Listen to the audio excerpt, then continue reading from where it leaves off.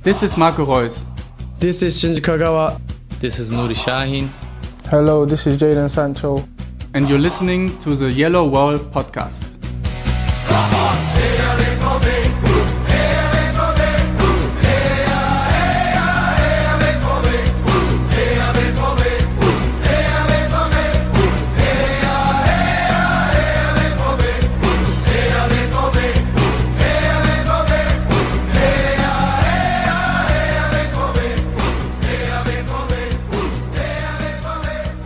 Hello and welcome to episode 329 of the Yellowwallpod. I'm your host Stefan Butzko, and today we will talk about Borussia Dortmund's late 1-0 win in Düsseldorf, and we will preview the midweek game against Mainz. And for all that and more joins me Matthias Zug. Hello Matthias, how are you doing? Hello Stefan, I am doing quite well on this warm summer day in Colorado. How are you doing? I am doing almost as fine in the, I don't know how warm it is in Philadelphia right now. I don't know. It's not hot, but it's manageable. Anyway, I am saddened to announce that we yet again don't have a sponsor for this episode, but I'll just take this opportunity to thank all our patrons that are contributing financially, and we'll tease them with the Kicker interview by Lukas Piszczek, which will be translated on our website by tomorrow. So that's going to be behind the paywall because I think it's 5 pages in the Google Docs. So yeah, please check that one out once it's online. Obviously, you can find the link on our Twitter and Facebook at Yellowwallpod. Otherwise, just go to theyellowwall.net for more information. Matthias, without any further ado, I guess it's time to talk about that very late 1-0 win by Dortmund. I'll ask this way: was it very satisfying for you that Haaland literally scored the winner in a fashion that Düsseldorf could no longer answer it? Yes, it did, because it was a bad day for Fortuna Düsseldorf just because their loss coupled with Bremen's odd way of finding goals all of a sudden. But overall, Fortuna Düsseldorf played well in the sense of Uwe Rösler set them up in a way that I wasn't necessarily expecting. Fortuna Düsseldorf playing very deep, very structured, very defensively sound, not really pressing Dortmund very high up the pitch for long periods of time, playing a very low block, defensive, type of football where their hope was don't concede and maybe we can score with a lucky punch. I understand his reasoning to go with a style like that. I personally detest that style of football. And so I'm very happy that Dortmund got the 3 points for a variety of reasons that we will get into. And so it was a difficult match. I kind of figured it would be difficult. Yes, our scoreline prediction was higher. Had Dortmund utilized some of the chances that were given to them, including the one that was taken away from them, I think we could have seen 3 goals on the day for Dortmund and maybe 1 for Düsseldorf. So, overall, it wasn't ugly. It was ugly, but sometimes you got to win ugly. That's, it's just the way it is. You get your 3 points, and Dortmund are qualified for the Champions League, and Düsseldorf are staring down both barrels of relegation yet again. Yeah, I liked what Erling Haaland said after the game. Good teams win on bad days. I think that summed it up quite nicely for Dortmund because it really wasn't eye candy, and we can discuss now whether the team was lacking a bit of tension or whether this was down to Düsseldorf's apt defending. But it was I think last episode after the win against Hertha, you'd said "zäh." I think we can use the same German vocabulary here yet again.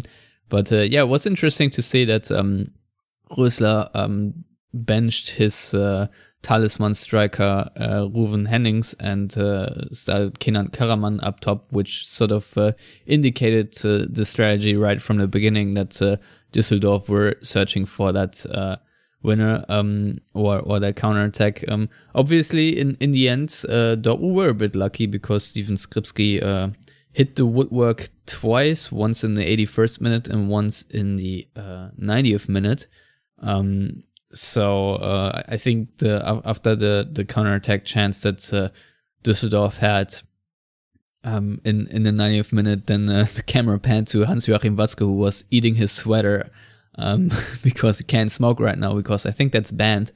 So yeah, very nervous as always by Mr. Watzke. But yeah, I think we can, before we talk about anything else, just talk about the moment, the chalked off goal. I don't even know which minute it was, by Rafael Guerreiro. Erling Haaland said this after the game. No, I didn't see it, but anyways, the hands rules are not with us this season. Yeah, I feel like this is sort of the correct sentiment, that it sort of adds up right now for Dortmund. Matthias, do you think that was the right call by VAR Dennis Eitekin? No. It's baffling. And Lucien Favre even said so after the match in his press conference, that it's 4 straight matches. Dortmund, you can't say it any other way. Granted, he didn't use this word, but I will. They got completely screwed by the referees. I mean, I don't understand how in this case VAR decides, the people applying the technology decide to take a look at it and chalk it off, but the referee doesn't go to take a look at it. But then in the other instances where Dortmund would have benefited from a penalty that wasn't reviewed, or a penalty against them wasn't reviewed, and then but it's not just Dortmund. Schalke's penalty against Leverkusen, I don't understand how that could have been ruled a handball penalty against Leverkusen when the Leverkusen player's arm got pushed into the ball by a Schalke player. I mean, at some point you have to ask, are you just supposed to chop your arms off at some point? Yes, some have argued there's a gray zone that's there with the handball as to where on the shoulder it touches. Everybody that I've seen and heard that isn't necessarily a Dortmund hater or is somehow trying to remain neutral in some weird universe, everybody agrees that should have been a goal. It should have stood. And you can clearly see how it shifted the momentum of the game for about, arguably, the next 10 to 20 minutes. Dortmund lost their head. They were frustrated. They were making frustration fouls. They were off their game. And it comes back to that atrocious decision to take that goal away. It absolutely baffles me. And I know you said this before we recorded, that the handball rule is going to get more clarification in the next season.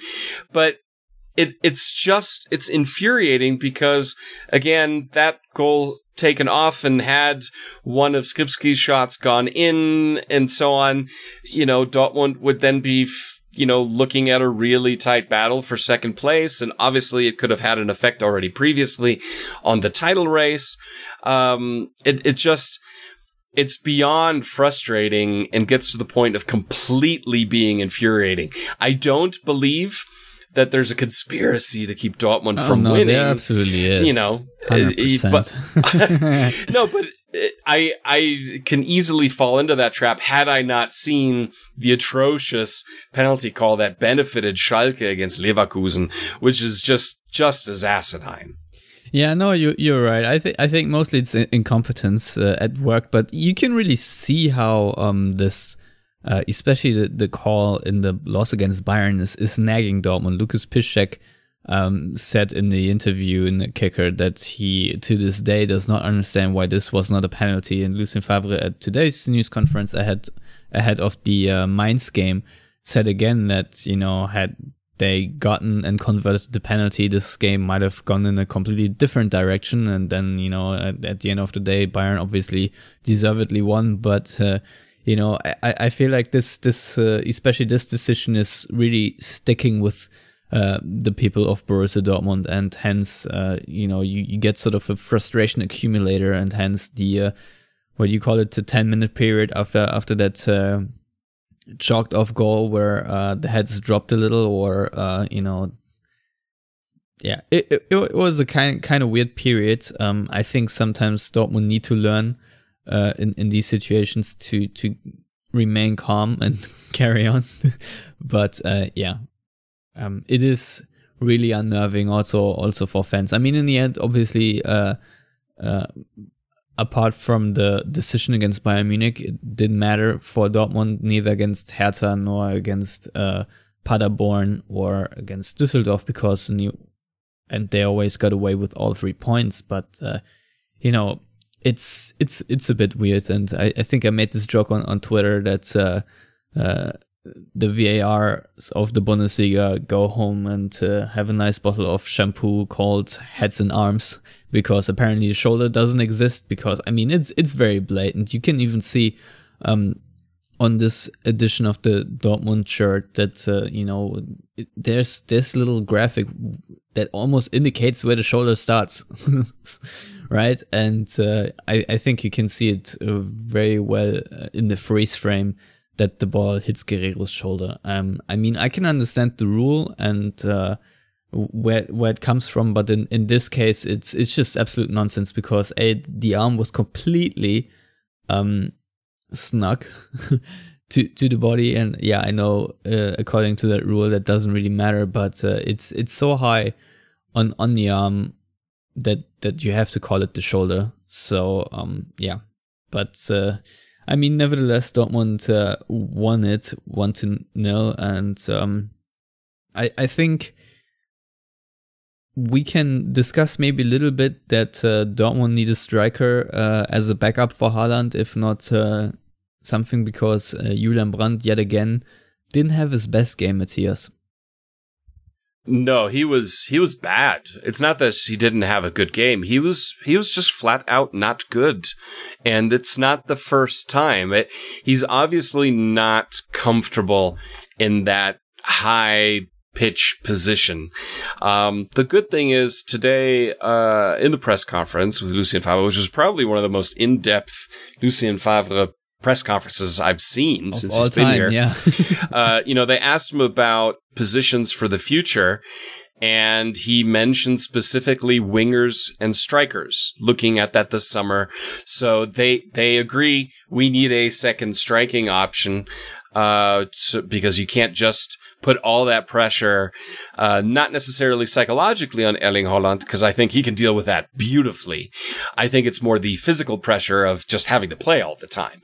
And you just need something else. I mean, Hazard's been great, Sancho's been great, but Brandt has not been good. I mean, that's just, call a spade a spade. He played poorly in a few straight matches now. And so yes, he assisted the goal for Can, and that was great. And, Lars also said it, he can at any time turn on a world-class moment. But you don't need world-class moments. You need just good performances overall, sprinkled in with the world-class moments. If you're playing below Bundesliga average for 90 minutes, it's just not enough. And he's better sitting behind the striker or paired up in central midfield. I think we can all agree on that. So bringing in another striker is also on the wish list of Lucien Favre, who I once again strongly believe will be around another season at the Westfalenstadion. Yeah. So do I, actually.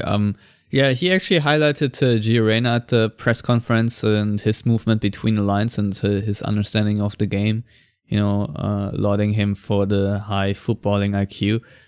And I think he specifically pointed out that Gio Reyna did it quite well in the game against Düsseldorf, because Dortmund really, I've looked at various passing charts, and it really didn't look too good of how Dortmund progress the ball into the final third. And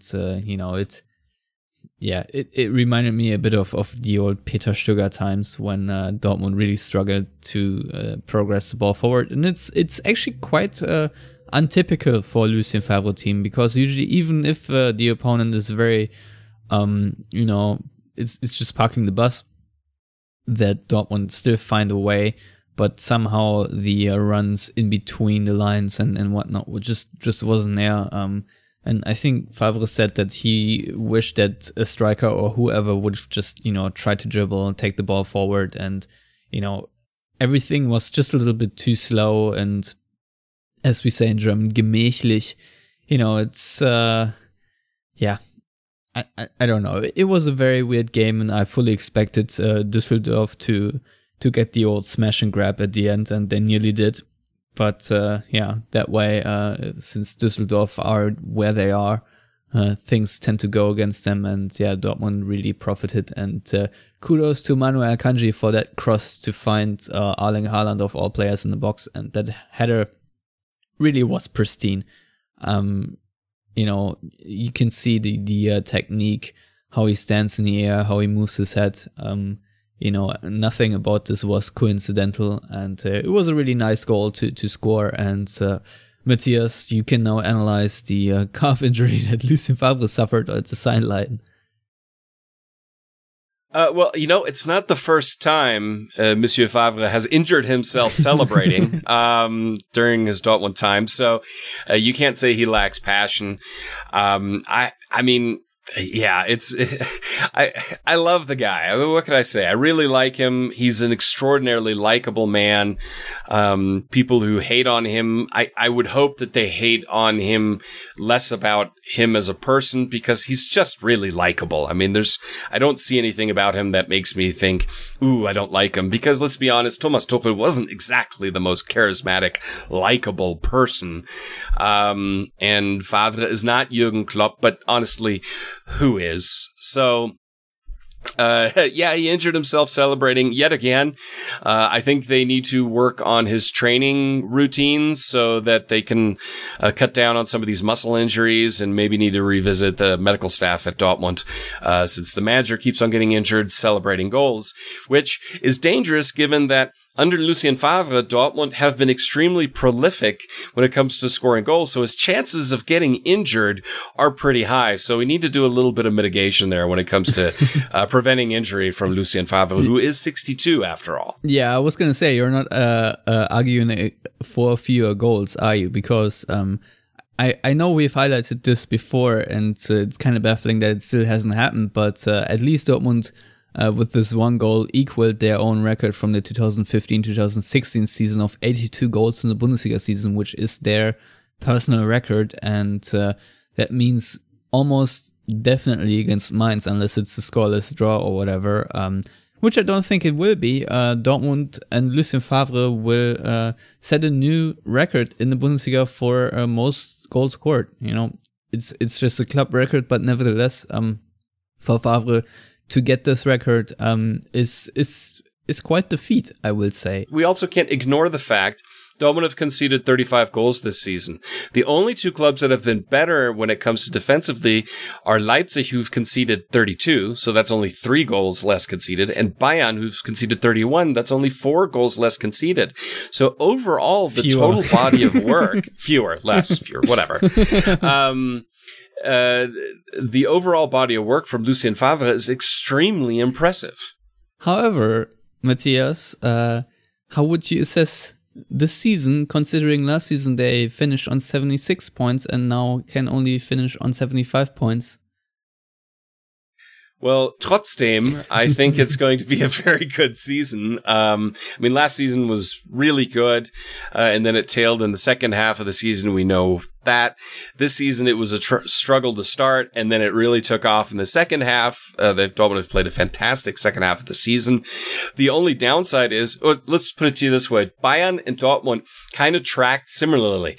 Not a great start, and then have been on fire in the second half of the season. The problem is Bayern just, they're just really, really good, with a lot of really good players, and arguably probably the best striker of the last 5+ years. in their ranks really, really, really, really helps. And one of the best goalkeepers in the last decade really, really, really helps. And the fact that they were smart enough to put Hansi Flick in, who is a really, really, really good coach. Yeah, and then, of course, the VAR penalty decision in the Dortmund match helped a lot as well. But I think they still probably would have won the title because, you know, Gladbach were running away with the Bundesliga in the first half of the season, and they may not make the Champions League at this point. And Leipzig also had up and down in the first half of the season, but the cream has definitely risen to the top now in the second half of the season. So it was kind of a slow start season for the top three teams, but they ended up showing just how much better they are than everybody else now when it really mattered. Whereas last season, Dortmund slowed down at the time when it really mattered. Yeah, I think you can also say that it's an advantage overall for better teams to not play in front of a crowd. You know, just looking at how Bayern are playing right now, maybe an added crowd would not affect them, but I feel like it would a little bit, especially in away games. So, especially in a Dortmund game. Yeah. I guess lucky for them, but I guess lifting the title with absolutely nobody around is also sort of a wasted championship, if you will. So in that regard, I'm kind of glad that Dortmund are not winning it this year, because if they were to win it next season, it would probably be more emotional for everyone involved if people can actually be out in the streets, which we don't know if they can or will or however, but you know, at least yeah, I'm already looking forward to the next season just because of the Rückrunde Dortmund are playing and the consistency that they are showing, especially with the winter transfers. Obviously, we don't know what will happen in the summer and how the team will change up. And obviously, if you lose Jadon Sancho, that's a massive loss, which you probably can't just easily replace in the same vein. But yeah, we'll see about that. For now, we have to look from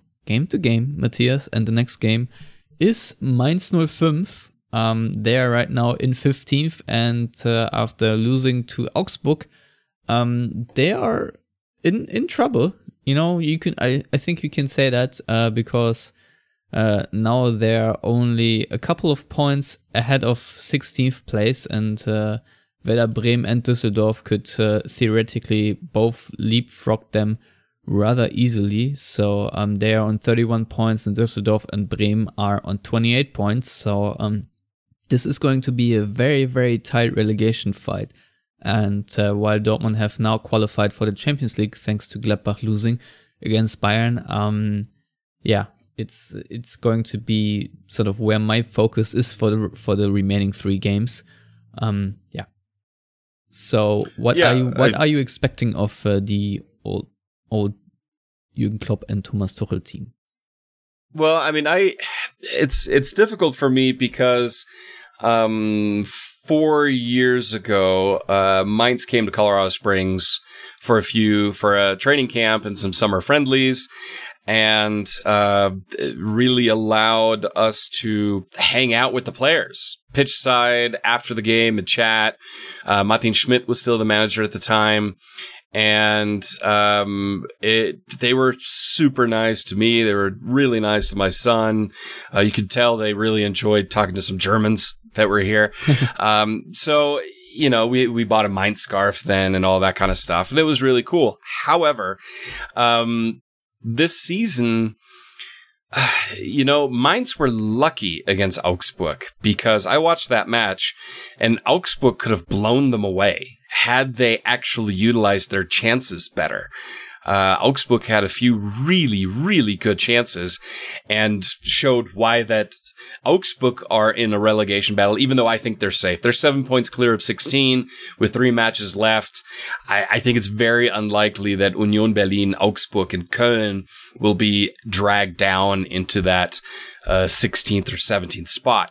Mainz, however, their trajectory is definitely heading in that way, and I would not be surprised if they finish 17th and Bremen and Düsseldorf battle out for 15th and 16th. On play for the last month, I think Düsseldorf probably deserves the 15th, and then Mainz and Bremen can just flip a coin as to who deserves to be automatically relegated and who goes into the playoff spot. But you could also say that, in my opinion, I don't, not to hurt the guy personally, not that he cares what I think, but you kind of have to say Achim Bayerlotzer isn't a good coach, because Köln improved dramatically once he left, and Mainz have gotten even worse since he got there. And so, I just don't see that trend changing against Dortmund. I think Dortmund are going to win this match. I think they're going to win it comfortably. Mainz just aren't playing well, and they're just not really good. And as a Dortmund supporter, you're always supposed to really like Mainz, and hey, we got Kloppo and Subotic and Andre Schürrle. No, sorry, no, we don't talk about that one. From Mainz. But they, on the form that they are, I see Dortmund winning this one pretty comfortably and handsomely at home. And I'll be honest, unless something changes dramatically, I think Mainz are going to slip into the automatic relegation spot. Yeah, I would agree. I think that Mainz really are in a sour patch of form, and if you play against Dortmund, obviously they still play against Bremen, so I think they could save this season in that singular game.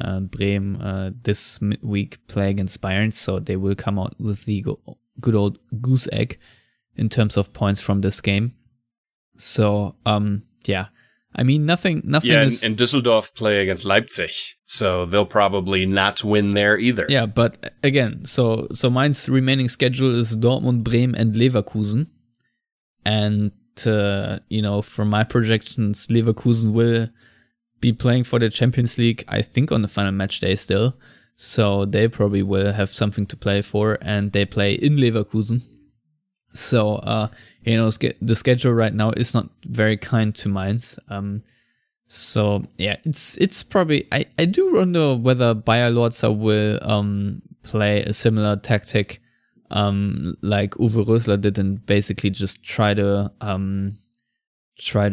completely shut Dortmund down by sitting super deep. Or if I remember correctly, he was the coach of Cologne, right, when Dortmund played him. Yes, that's correct. Then he was the coach of Augsburg when they played. Yeah, no. He was the coach of Mainz when Dortmund played. Right. Mainz, yeah, obviously. Why blew them away. Why am I thinking of Augsburg? Heiko Herrlich? I don't know. I don't know. Whatever. Anyway, so yeah. Either way, what I'm trying to say is, I think the original tactic applied by Bayerlotzer against Dortmund was a high pressing one, but I don't know if he would dare to do the same, because this is a entirely different Dortmund team, and I think when he did it again this season, he really got shellacked. So this is sort of what I predict now again, because Mainz are not a team that can just sit back deep like Düsseldorf did and not concede 8 goals. So either way they're doomed is what I'm saying. Yeah, that first match, that was one of the first matches in the season. I think it was match day 3, maybe? I don't know. And Dortmund were still playing a 4-2-3-1. There was no Emre Can. There was no Holland. Then when they played them again, they faced Dortmund in the 3-4-3. Still no Holland. Still no Emre Can. And Dortmund completely destroyed them. Now, I would assume Holland will start this match, or at least come on at some point, knowing that Leipzig is after that, and you probably need him more for the Leipzig match. But Emre Can will be there, and Dortmund are playing the 3-4-3. I don't see this ending well for Mainz. I don't know if it's going to be a Paderborn ugliness as far as goals conceded, and Paderborn are just completely disintegrating now. But I do see Dortmund scoring 3 or 4. relatively comfortably against a Mainz side that is completely bereft of confidence, because we can't forget the Düsseldorf side actually had confidence, and playing a more defensive style isn't totally foreign to this Düsseldorf squad, since they did start the season with Funkel as manager.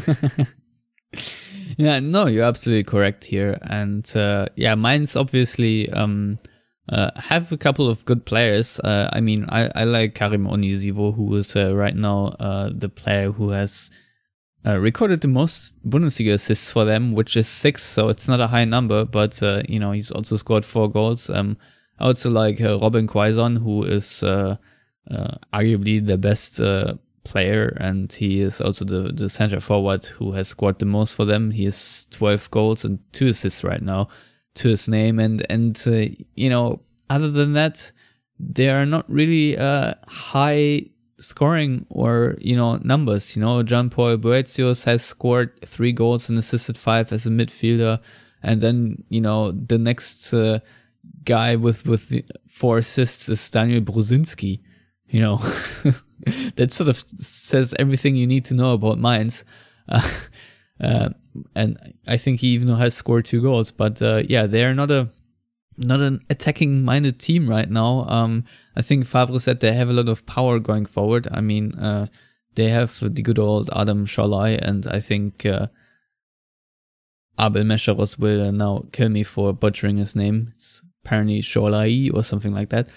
But yeah, he is also not doing too well with 1 goal and 1 assist. So this team really is lacking the weapons to compete in the Bundesliga. So this is why they are where they are. And I'm not really too worried about this Mainz game at all. Especially because it's a midweek game and Dortmund can rotate, and Mainz probably not in the same vein. So we've briefly talked about this on the last episode, but for the sake of it, Matthias, let's do it again, and just talk about who Dortmund could field without completely endangering the term Wettbewerbsverzerrung, where they completely water down the competitiveness of their own team. But who could Lucien Favre plug into this team to give, I don't know, Lukas Piszczek or whoever a rest, and who of the young guns could replace someone? Well, given that Lucien Favre is not a big fan of rotation, and he alluded to as much not being able to rotate as much in his press conference today, my assumption is the back 4 of Bürki and Akanji and Hummels and Piszczek will stay the same. And I'm okay with that, just because match time is really important. As such, I think we'll probably see Hakimi again, because he never seems to get tired. Guerrero as well at the left back position. Even though Nico Schulz is back, I just think Guerrero's going to play that one. Even though I wouldn't be shocked if Nico Schulz starts, just to give Guerrero a break, but he's in such good form. Why would you change that? Central midfield, I could see Witsel and Can starting again, because Witzel's getting back to fitness and kind of getting them playing well together. But I wouldn't be surprised if a Delaney plays in there. Now, interesting, I think will be ahead of them. I could see Hazard, Gio Reyna starting, and Haaland up top. He may want to still rest Haaland for the Leipzig match. If that's the case, I think we'll probably see Hazard, Reyna, and Sancho. This would be the kind of match to take Julian Brandt out, who just hasn't been playing well. It could maybe use the rest ahead of an important match, the last important match against Leipzig. Yeah, I mean, what I would like to see, but I don't expect to see, is would Matteo Morey play instead of Hakimi, because Hakimi, I think, picked up his 4th booking, and you don't want him to receive a silly 5th against Mainz and then to miss against Leipzig. So just because of that, to be a bit more precautionary, I would actually try to play Morey. I just want to see what he can do, and I think this game, when the Champions League qualification is already wrapped up, is the perfect opportunity. It's a home match, and against a team where you sort of expect to do rather well, and if things go wrong, you can still bring on Hakimi or whoever. But yeah, I agree. You can also bench Julian Brandt in this one, or just put him on the number 8. I don't know if you need the Can Witzel double pivot necessarily, but the form Brandt has shown himself in, it doesn't even matter if he plays at his ideal position. He's still not performing to the standard he should be. I mean, when Haaland came on in the second half, he, I think, went back to the number 8 position, and yeah, I wouldn't say he dramatically improved all of the sudden. So yeah, we'll see. I think Gio Reyna definitely does deserve his first Bundesliga start, and Lucien Favre has talked about it, that he was supposed to start against Schalke, and maybe now the time has come for him to get his starting debut in the German top flight. So yeah, I'm looking forward to that. And just, with the 5 substitutions, we'll probably get to see Balerdi again, depending on how high the scoreline is. I don't know if Schmelzer will get another run out, whether Mario Götze will get it run out. But yeah, I personally am hoping for a very calm, in my case, Wednesday afternoon, where Dortmund just coast to win. But I've been wrong before, and I will be wrong again. So we'll see. I mean, this Mainz team is certainly fighting against relegation, and that is obviously always extra motivation in this period of the season. And so, as much as I believe Dortmund will have an easy game, it can very easily not be that. Yeah. I just watching Mainz against Augsburg, a match that that both sides had to win, where it really mattered. I was so disappointed and underwhelmed by Mainz. I mean, Augsburg are pretty crap too. Don't get me wrong. But Augsburg could have scored 3 or 4 goals, and I just don't see. I feel like that's almost the straw that broke the camel's back. Yes, theoretically, Bielorza may think, we've got nothing to lose against Dortmund, who are much better. But honestly, they have everything to lose. Dortmund have nothing to lose. They've achieved the basic goal of making the Champions League. Yeah, you want to finish the season above Leipzig just because you could say you stayed above that crap quote club. But at the end of the day, whether you finish second or third, it's no skin off your back too much. All the pressure, all of it is on Mainz, and I just think they're going to completely crumble underneath it. Yeah, no, I completely agree. See, that's one of the big problems, is that Mainz weakness is not just structural, but they commit a lot of individual mistakes. And we know it from Dortmund teams in the past that it doesn't matter how good the coach is on the sideline. Once you have this sort of individual error jinx in you, it's very hard to turn off. And I think we've definitely seen it last season in the closing stages of the season, where the nerves really got to Dortmund, and mistakes were made. And I feel like even if Mainz have a good game overall, that they will be undone by a couple of comical errors or so that Dortmund pounce on. So yeah, it's really tough if you're psychologically in this situation. So yeah, before we go to predictions though, Matthias, there's one very important commencement we have to give, and that goes to FC Schalke for their great achievement of staying up in the first division. I think that's a ginormous achievement from the Royal Blues, who really fought and battled hard to get a penalty gifted against Leverkusen. What do you think?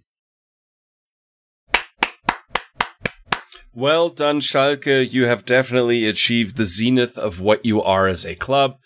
Mid-table obscurity next year. Hey, if you're lucky, you'll finish 7th, get in the Europa League, which will pretty much push you into the relegation spots next season. So, hey, Schalke, Glück auf. Yeah, not only that, but they have set a new club record of an amazing winless streak of 13. So, congrats, Schalke, yet again. Very happy for you. So, I think that little Schadenfreude is allowed at the end of the season. I don't know. Is Wagner a double agent at this point, Matthias? I mean, maybe. I mean, he's more a Schalke guy than a Dortmund guy, just given his personal playing history for the club. Yes, I will give him some grace in the sense that they have had a lot of injuries. But still, like, come on. They got a little bit lucky. You know, the old Tedesco luck came back for a match where they were gifted a penalty that was not a penalty. Leverkusen were better in a match that wasn't good. I mean, it was not a good match. Augsburg Mainz was 10 times more entertaining and a better watch than Schalke Leverkusen. Man, I slept through that one. But I mean, who would say? I mean, that says a lot right there. You know, you would think Schalke Leverkusen were battling for Champions League spots. Leverkusen got dragged down to Schalke's level. It's not that Schalke elevated their play. And they're staring at a really interesting summer on a day where Kaiserslautern will declare insolvency. I think Schalke need to look at that and go, we need to figure out how to not be that. And we'll see. I think the hopes and dreams of the butcher in charge of that club,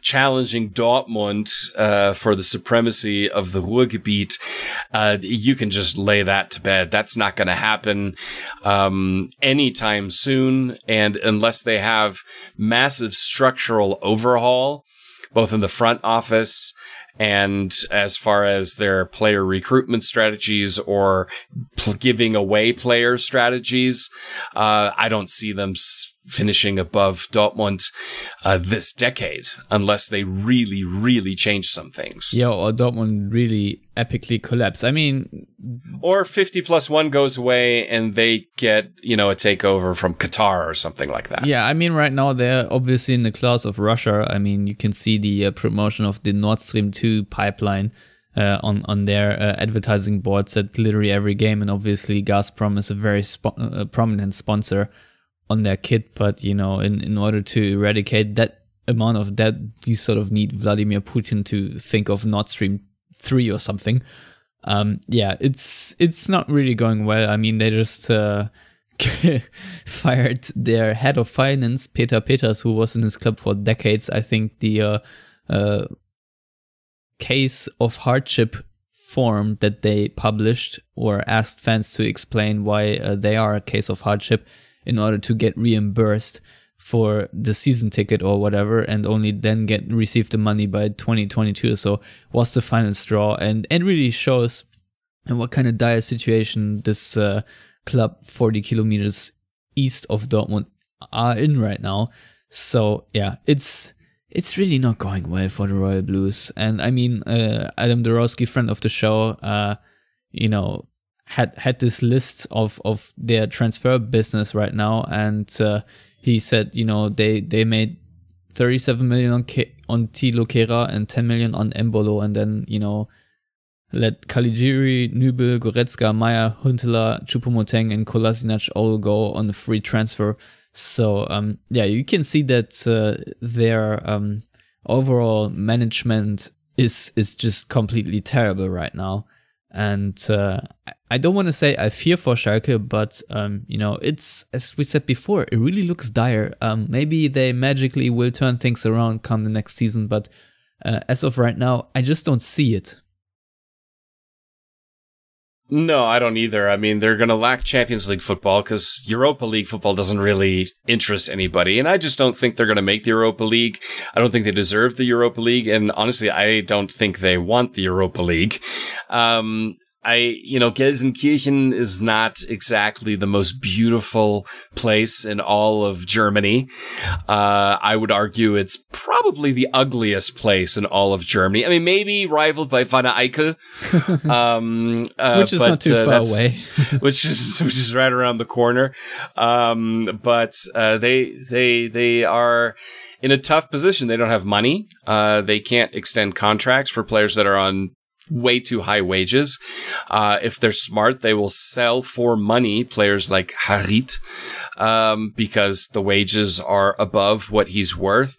Maybe hang on to Weston McKennie, but if you can cash him into money, do it, because you're not going to be able to afford the contract extension, and letting another key player, even though I'm not the biggest Weston McKennie fan, letting another key player go for free would just epitomize your ineptitude and stupidity, and really restructure and rethink and go into it going, okay, for the next 3 years, we are going to be at best a mid-table side that's rebuilding and focusing on our own assets and youth players and scouting and really kind of something Dortmund had to do for a period of time before they started winning league titles. And even when they won league titles under Jürgen Klopp, they were still in that mode. So it's going to be very, very difficult for Schalke to challenge for Champions League in the next 5 seasons unless there's a massive change. And I just don't see that massive change anywhere on the horizon, because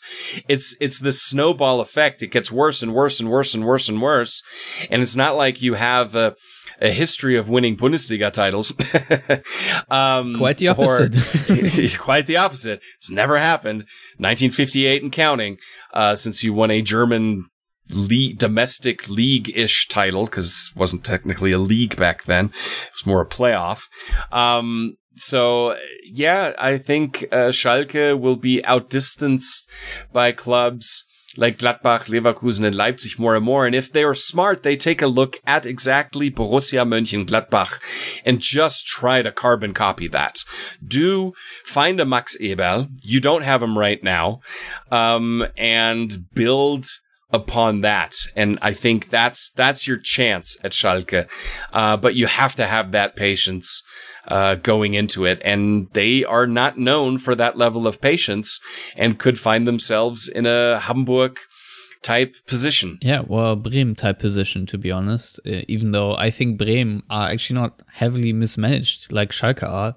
I think, it's more bad luck for Bremen to be in 17th position right now than anything else. Maybe I'm a bit too favorable there to Bremen, but overall, I thought their overall trajectory was maybe more going upward than downward before the season.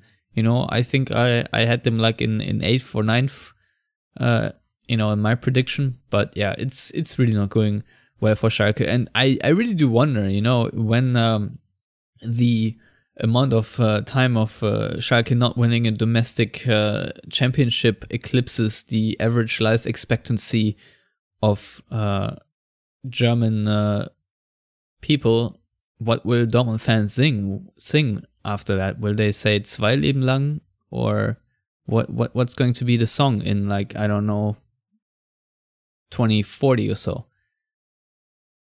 I'm not worried about that. I'll be even older by then. We'll figure it out at that point. All right, I think that's enough of our Schadenfreude segment, Matthias. So please tell our listeners. No, wait, predictions. So please predict the Mainz game. I think Dortmund are going to win 3-0 in a not the most exciting match. Mainz will make them work for it for a while, and then I think a couple of goals in, it's just going to be a little bit of a training match at that point, is just based on what I've seen. Yeah, I think Dortmund will actually blow Mainz away. I feel like this is going to be a 5-1 win. I mean, I predicted 4-1 against Düsseldorf, and that didn't pan out, but fingers crossed that I can be right once more before the end of the season. So, yeah, that's going to be my prediction. Anyway, Matthias, now it's the time to tell listeners how to get in touch with you. Even though I'm not that active on Twitter anymore because, you can find me on Twitter at Matthias Zug. Yeah, that is fair enough. You can find me at Stefan Butzko on Twitter, and all of us at Yellowwallpod on Twitter and Facebook. And if you want to read our written content, please go to theyellowwall.net, where you will soon be able to find that Lukas Piszczek interview. And of course, if you want to contribute financially, go to patreon.com/theyellowwall, where you can also find the information on how to become an episode sponsor and get a nice little shout out from yours truly. And yes, please subscribe to our YouTube channel or iTunes, Stitcher, SoundCloud, Spotify, etc. Our RSS feed you can also find on our website for your podcatcher of choice. That is all for us from now until, I would say, Thursday, because we need to preview the Leipzig game, of course. So, as always, everyone out there, thank you for listening. Goodbye.